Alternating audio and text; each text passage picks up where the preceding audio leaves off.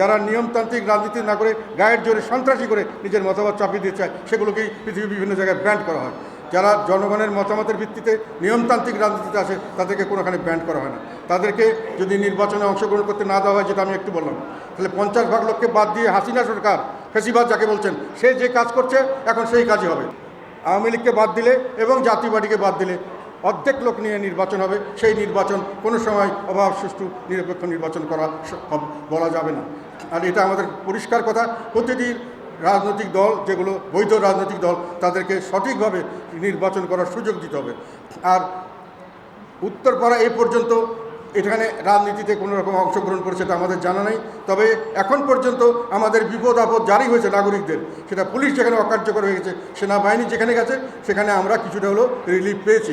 এখন পর্যন্ত মানুষের ভরসা হলো বিপদ হলে যদি কেউ না দেখে, সেনাবাহিনী হয়তো দেখতে পারে, তারাও সবসময় সাকসেসফুলি পারে নাই। কাজে তাদেরকে এখানে ডিস্টার্ব করা, তাদের সম্পর্কে কোনো রকম কথা বলা আমি মনে করি জনস্বার্থের অনুকূলে নয়। এবং এই যে বলছিলাম সব প্রতিযোগী কমিয়ে দেওয়ার যে রাজনীতি, এই রাজনীতি কখনোই সফল হবে না। এটা তারা চেষ্টা করতে পারে, শেখ হাসিনা চেষ্টা করেছে, পারেন নাই।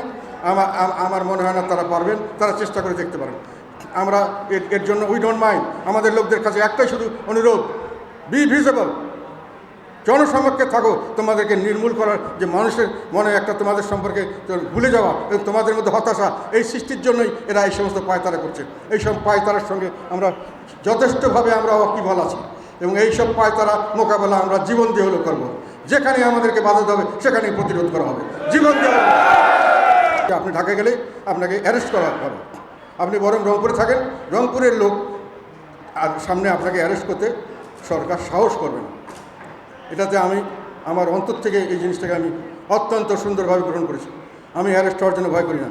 এবং আমার কাছে এটাই ভালো লেগেছে, রংপুরের লোক সবসময় সত্যের পথে থাকে।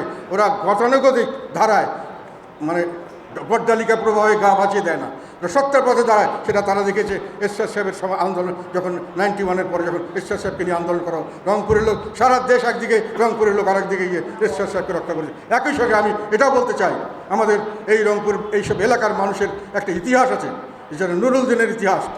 সেখানে একজন কৃষক, তাকে যখন ইংরেজরা সবাইকে ঘুষ দিয়ে হোক, যেভাবে হোক, তাদেরকে ম্যানেজ করে দালালি করতেছিল সবাই, তখন রংপুরের এই নুরুল দিন এই তার লোকজন নিয়ে রুখে দাঁড়িয়েছিল, এই শুধু বাঁশের লাঠি নিয়ে এই বন্দুক, ইংরেজদের গুলি এবং কামানের বিপক্ষে।